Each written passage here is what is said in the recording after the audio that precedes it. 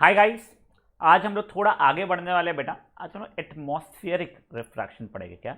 Atmospheric refraction. ठीक है।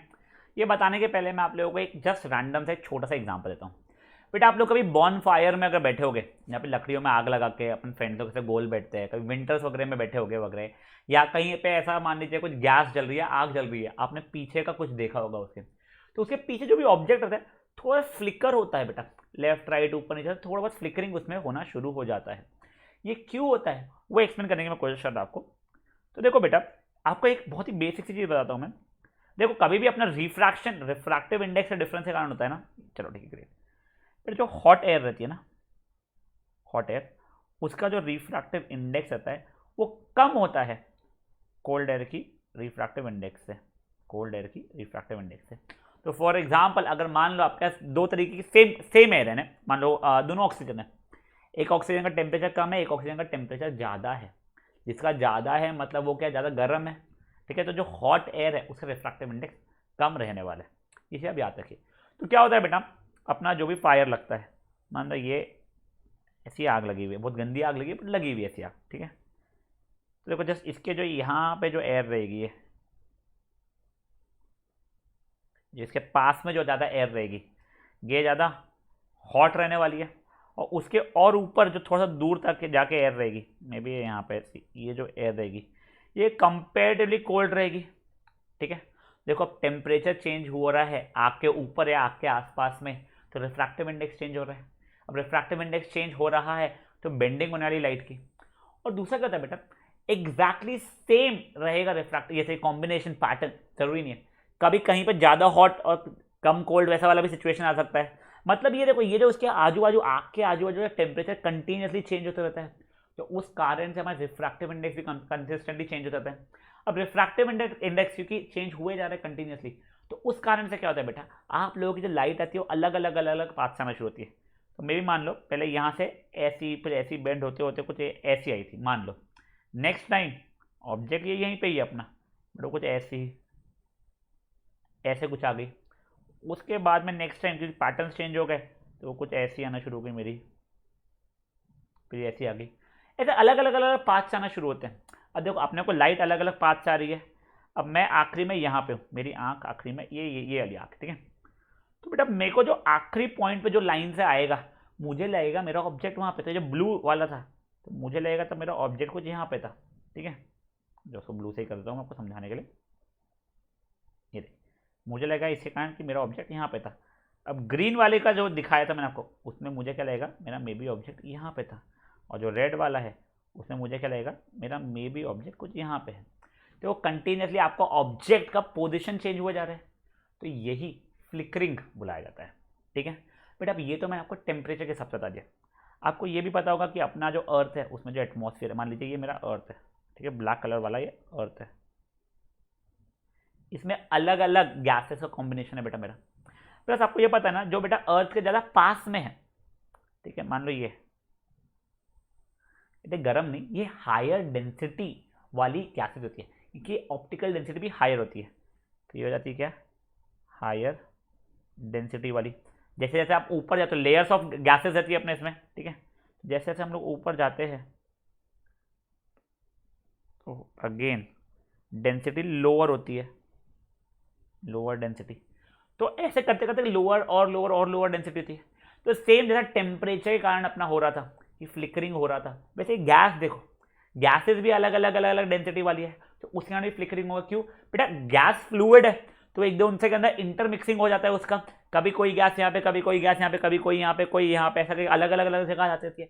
तो अगेन मेरा जो ऑब्जेक्ट रहता है जिसमें से लाइट आ रही है बेटा, उसका पाथ जैसा मैंने यहाँ पे आपको समझाया था, देखो पाथ अलग अलग हो रहा है, वैसा होते रहता है। वो अपने एटमॉस्फेयर में भी होता है। तो बेटा इस कारण से ऑब्जेक्ट भी फ्लिकरिंग दिखता है। पर सर वो सब ठीक है, पहले मुझे एटमॉस्फेरिक रिफ्रैक्शन होता क्या है, तो सॉरी बेटा, ये जो आपको एक्सप्लेन किया ना मैंने, ये पूरा ये क्या कर रहा हूँ मैं, हाँ ये पूरा एक्सप्लेन किया। ये एटमॉस्फेयर में जो होता है कि हमारी जब लाइट एटमॉस्फेयर में घुसती है तो अलग अलग लेयर ऑफ गैसेस से पास होती है। हर गैस का अपना अपना रिफ्रैक्टिव इंडेक्स होता है, तो उसके कारण लाइट बेंड होना शुरू हो जाती है। तो इसे ही हम लोग क्या बोलते हैं, तो इसे हम लोग बोलते हैं एटमॉस्फेरिक रिफ्रैक्शन। ठीक है। अब एटमॉस्फेरिक रिफ्रैक्शन का हम लोग अलग अलग चीज़ें होती हुई देखते हैं हमारे आसपास में। सबसे पहली चीज़ जो हम लोग देखते हैं बेटा, फर्स्ट फिनोमिना जो हम लोग एटमॉस्फेरिक रिफ्रैक्शन का देखते हैं वो होता है ट्विंकलिंग ऑफ स्टार्स। बेटा पहले तो ट्विंकलिंग का मतलब समझाता हूँ। टिक टिक टिक टिक जो है ट्विंकल ट्विंकल लिटिल स्टार जो अपन बचपन में करते हैं, उसका मतलब होता क्या है बेटा। स्टार्स को अगर आप देखोगे ना, कई बार स्टार्स की लाइट आपको ज़्यादा ब्राइट लगेगी और कभी थोड़ी डल लगेगी, फिर ब्राइट डल ब्राइट डल, इसके बारे में पढ़ने वाले। तो बेटा ये ट्विंकलिंग ऑफ स्टार्स अगेन आप लोगों को सर एक वर्ड में पूछा क्यों होता है, उसका रीजन है एटमॉस्फेरिक रिफ्रैक्शन के कारण होता है। तो कैसे होता है चलो बताता हूँ मैं आपको।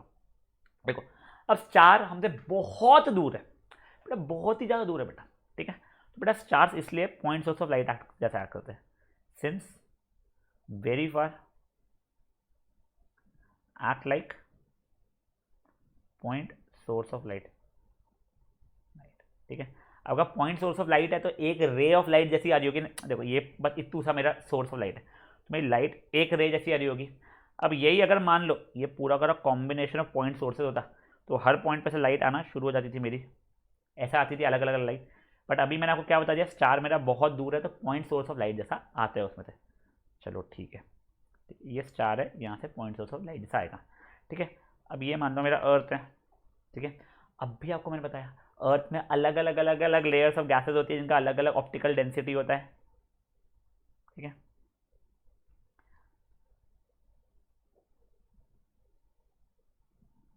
अब देखो बेटा, अब क्या है बच्चा, अब क्योंकि मेरा रेयर से डेंसर में आता है मीडियम में हमेशा। देखो ये तो वैक्यूम है पहले मान लीजिए, तो ये रेयर मीडियम है, ये डेंसर रहेगा।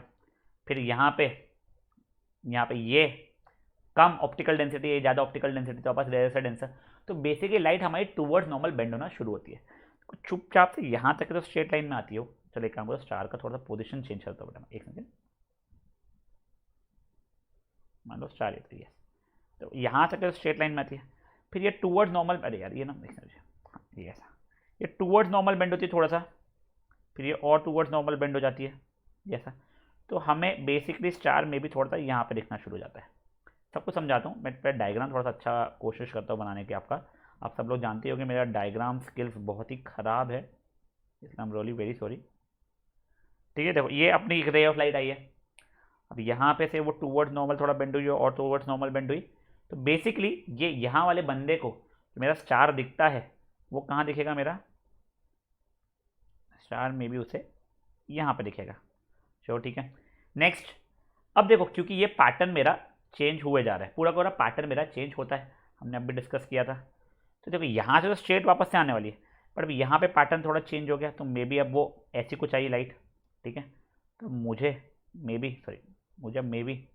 स्टार यहाँ पे दिखने लग गया। फिर नेक्स्ट टाइम और करूँगा बेबी, तो बेटा वो कुछ ऐसी आ जाएगी, फिर मुझे स्टार कुछ यहाँ पे दिखना शुरू हो जाएगा। तो कंटिन्यूसली देखोगे तो जैसे हमारे आँख के पीछे का ऑब्जेक्ट फ्लिकर कर रहा था, वैसे ये स्टार भी फ्लिकर करने वाला है, अपना ऑब्जेक्ट का पोजीशन वो चेंज करते रहने वाला है ना, इमेज का पोजीशन सॉरी। तो कब जब वो इमेज का पोजीशन कंटिन्यूसली चेंज कर रहा है, तो उस कारण से क्या हो रहा है, हमारी आंखों में कभी ज़्यादा लाइट आ जाती है, कभी कंपेरेटिवली कम लाइट आती है। तो जब ज़्यादा लाइट आती है तब हमें ब्राइटर दिखता है, और जब कम लाइट आती है तब हमें डिम दिखता है, इसीलिए हमें वो ट्विंकलिंग इफेक्ट वाला फीलिंग आना शुरू हो जाता है।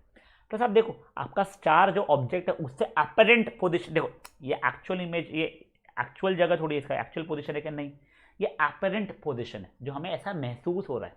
तो अपरेंट पोजिशन इज थोड़ा सा हायर देन एक्चुअल पोजिशन। क्यों, कोई एटमॉस्फेरिक रिफ्रैक्शन के कारण वो टूवर्ड नॉर्मल बेंड होता है, तो हमारी इमेज एक्चुअल में थोड़ी सी ऊपर बनना शुरू हो जाती है, ठीक है। तो देखो ये था कि हमारे स्टार्स ट्विंकल क्यों करते हैं। तो अगर क्वेश्चन एग्जाम में आ गया व्हाई डू स्टार्स ट्विंकल, तो सबसे पहले आप लोगों को लिखना पड़ेगा that twinkling of star is caused due to atmospheric refraction, ये पहला पॉइंट लिख दिया।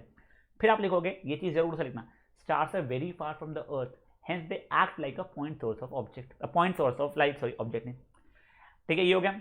when the and the earth has atmosphere around it which is having different layers of gases having their own respective refractive indexes, ठीक है। तो when the चलते ray of light of star या when starlight enters atmosphere of earth it undergoes refraction, hence the apparent position of the image of star is higher than the actual position। चलो ये भी ठीक है। फिर उसके बाद में आपको बोलने लगा since the pattern of these gases keeps on changing, तो उस कारण से क्या होता है, since the pattern keeps on changing hence the image of this star या फिर hence the star forms like haywire, कभी यहाँ पे कभी वहाँ पे, its image flickers. Due to the flickering of image of star, unequal amount of light enters our eyes, which causes it to twinkle. That is, when a larger amount of light enters, the stars look brighter, and when lesser amount of light enters, it looks dimmer. जिस कारण twinkling होता है. हमने ये भी बताया हमें star थोड़ा सा अपरेंट पोजीशन हायर क्यों दिखता है और साथ ही साथ ट्विंकल क्यों करता है. तो एक बार के लिए बेटा ये छोटी सी चीज़ अपन लोग ना यहाँ से देख लेते हैं. तो एटमॉस्फेरिक रिफ्लेक्शन तो आपको आ जाएगा. देखो ट्विंकलिंग ऑफ स्टार. हाँ और बेटा सुनो प्लीज़, ट्विंकलिंग ऑफ स्टार में आप लोगों को रे डायग्राम बनाना, रे डायग्राम ये डायग्राम बनाना जरूरी होता है. ठीक है ना. आपको जो भी बुक में डायग्राम दिया वैसा आप डायग्राम बना सकते हो. मैंने आपको अर्थ का ऐसा एटमॉस्फेयर समझाने के लिए कहता हूँ, उसे एक बंदा बना दिया. स्टिक डायग्राम बना सकते हो बंदे की जगह पे. और देखो ये देखो ये कितना क्लियरली उसमें मेंशन है. जैसे जैसे आप एटमॉस्फेयर में नीचे आते हो वैसे वैसे आपकी रिफ्रैक्टिव इंडेक्स बढ़ती है, इसलिए लाइट टूवर्ड नॉर्मल बेंड होना शुरू होते रहती है. देखो कॉस क्या, स्टार बहुत दूर है, act like point source of light. When कहते हैं light enters earth atmosphere continuous refraction होता है, क्योंकि डिफरेंस एंड रिफ्रैक्टिव इंडेक्स है वो डिफरेंट गैसेस है, इसलिए वो टोटली टूवर्ड्स नॉर्मल बेंड होना शुरू हो जाती है. तो अपरेंट पोजीशन थोड़ा सा हायर होता है. अब ये pattern of gases keeps changing, तो there is change in path of refracted light. तो पोजीशन ऑफ स्टार भी जो फ्लक्चुएट होता है और अनइक्वल अमाउंट ऑफ लाइट हमारे आईज में घुसती है. तो जब ज़्यादा लाइट घुसती है तो ब्राइटर दिखता है, और जब कम लाइट घुसती है तो हमें थोड़ा सा फेंटर दिखता है. इस कारण से हमें ट्विंकलिंग ऑफ स्टार होता है. चलो ठीक है. अब देखो अब नेक्स्ट क्वेश्चन. बेटा स्टार्स तो ट्विंकल करते हैं, प्लैनेट्स ट्विंकल नहीं करते. Planets don't twinkle. क्यों? सबसे पहला आंसर, एक काम चलो आप लोग पॉज करे एक बार और सोचो खुद से कि ऐसा क्यों होता है. देखो सबसे पहला आंसर जो इंसान के दिमाग में आता है, क्योंकि प्लैनेट्स की खुद की लाइट होती नहीं है इसके लिए. बट ऐसा कुछ भी नहीं है, प्लैनेट्स की खुद की लाइट नहीं होती इसके लिए नहीं होता ऐसा. बेटा प्लैनेट्स ना कंपेरेटिवली क्लोजर है अर्थ से. देखो अगर ये मेरा अर्थ है ना तो प्लैनेट्स कंपेरेटिवली क्लोजर है. मे बी यहाँ पे अब क्लोजर है तो पॉइंट सोर्स ऑफ लाइट जैसा एक्ट नहीं करते, rather combination of point source of light जैसा एक्ट करते हैं. मतलब यहाँ से भी एक पॉइंट से लाइट है कि यहाँ से भी एक, यहाँ से भी एक, यहाँ से भी एक, यहाँ से भी कई अलग अलग अलग अलग जगहों से लाइट्स आने वाली है. तो खूब सारे पॉइंट्स होते हैं, लाइट का कॉम्बिनेशन बन जाता है हमारा प्लैनेट. तो अब क्या होता है, देखो अब हर पॉइंट पे से जो लाइट आ रही है उसमें रिफ्रैक्शन कुछ हो रहा होगा. देखो ठीक है, ये इसमें से भी कुछ रिफ्रैक्शन हो रहा है मेरा. अब ये जो इतने सारे जो पॉइंट्स है जो आती है मेरी लाइट, इसमें रिफ्रैक्शन होता है. तो बेटा उस कारण से क्या होता है, कॉम्बिनेशन जो है वो पूरा पूरा एक दूसरे का इफेक्ट को नलीफाई कर देता है कि at the end of the nearly मेरे को कांस्टेंट अमाउंट ऑफ लाइट आती है. तो मान लो देखो एक बार, ये जो रेड लाइट है उसका मतलब है ज़्यादा लाइट है, ग्रीन लाइट का मतलब कम लाइट है. तो थोड़ी रेड लाइट आ रही है, थोड़ी ग्रीन लाइट आ रही है, कलर नहीं होता बेटा लाइट का. मैं बस आपको फेंटर और डार्कर केस में, फेंटर और ब्राइटर केस में बता रहा हूँ. देखो अब वो कभी फेंट कभी ब्राइट आएगी आपके एक पॉइंट से, तो आपको डिफरेंस समझेगा. बट यहाँ पे हजारों सोर्स ऑफ लाइट है, मान लो पॉइंट सोर्सेस का कॉम्बिनेशन. ठीक है, कुछ में से ब्राइट है, कुछ में से फेंट है, फिर यहाँ पे कुछ ब्राइट है, यहाँ पे कुछ फेंट है. तो बेसिकली ओवरऑल इफेक्ट आपका नलीफाई हो रहा है. तो उतना सा आपका रीजन. आपको क्या लिखना पड़ता है, क्योंकि प्लैनेट्स बहुत ज़्यादा पास में है अर्थ से कंपैरिजन में, तो पॉइंट सोर्स ऑफ लाइट जैसा एक्ट नहीं करेंगे, rather combination of point source of light जैसा एक्ट करेंगे. जिससे कारण क्या हो जाएगा बेटा, जो अपना जो कहते हैं इसका रिफ्रैक्शन, जैसे ये जो ब्राइट और डल का जो था हमारा इफेक्ट, वो एक दूसरे को नलीफाई करना शुरू कर देगा. इसलिए एज होल मुझे प्लैनेट ट्विंकल करता हुआ नहीं दिखेगा. ठीक है, हर लाइट में रिफ्रैक्शन होगा, अनइक्वल भी हो सकता है, but at the end of the day वो पूरा का पूरा एक दूसरे को नलीफाई कर चुका होगा. तो ये देखिए बेटा, why don't planets twinkle? Because planets are much closer and they do not act like a point source of light. ठीक है, बट कलेक्शन ऑफ इट और उसके वेरिएशन के कारण क्या होता है, वो एवरेज करके नलीफाई करके अपने आप को जीरो करता है. इसलिए हमें प्लैनेट्स बहुत कुछ स्टेबल दिखते हैं जो कि ट्विंकल नहीं होते हैं. ठीक है, चलिए अब ये नेक्स्ट वाला हम लोग देख लेते हैं. बेटा आई एम नॉट श्योर आपको ये चीज़ पता है या नहीं पता है, बट एक्चुअल में जो हमारा सनराइज होता है, देखो अगर मान लो आप बिल्कुल ऐसा होराइजन पे खड़े थे. ठीक है,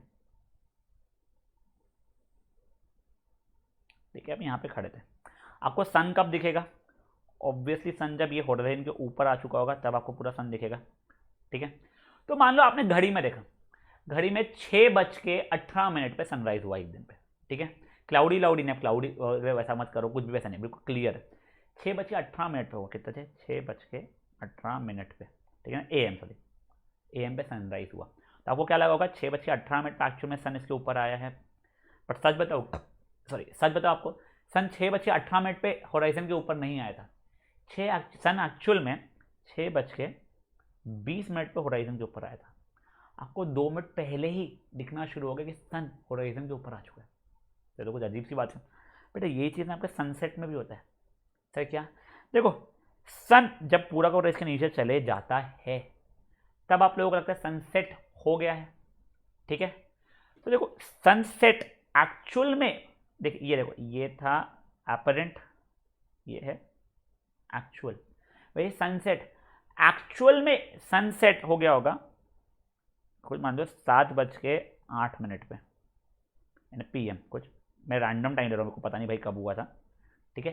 7:08 में सनसेट हो चुका होगा, बट आपको तब भी सन दिख रहा होगा ना, आपके लिए तब भी सन ऊपर ही था। कब तक के? 7:10 तक के सन ऊपर ही था। अपरेंट क्या सनसेट 7:10 पे हुआ था। सर कुछ नहीं समझा। देखो होता क्या है, आपको एक्चुअल के 2 मिनट पहले ही सनराइज दिखना शुरू हो जाता है और एक्चुअल के 2 मिनट बाद तक के आपको सनसेट दिखते रहता है। ऐसा क्यों होता है?